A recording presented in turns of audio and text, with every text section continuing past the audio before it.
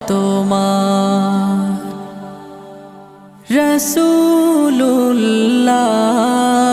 রাসূলুল্লাহ কি উপায় হবে আমার রাসূলুল্লাহ কি উপায় হবে আমার ওই মদিনার পথের ধুলি মাখতাম আমি